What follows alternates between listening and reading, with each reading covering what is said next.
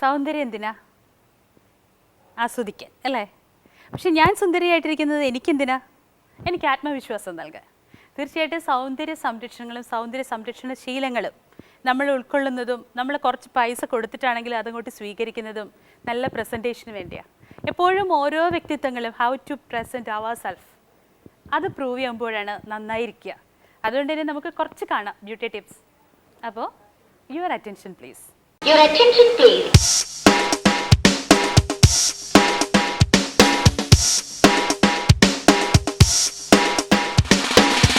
Attention please.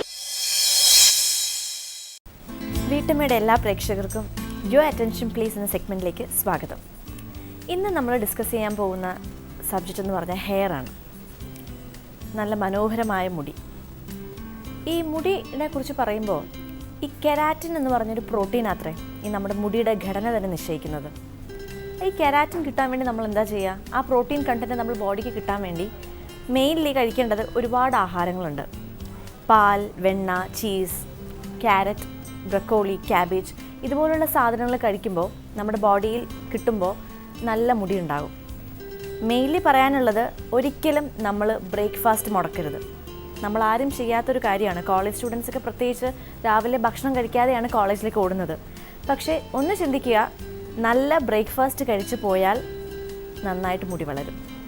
അപ്പോൾ ഇതേക്കുറിച്ചൊക്കെ പറയാനും നമ്മുടെ ഹെയർ എക്സ്പേർട്ട് നമ്മുടെ അടുത്ത് തന്നെയുണ്ട്.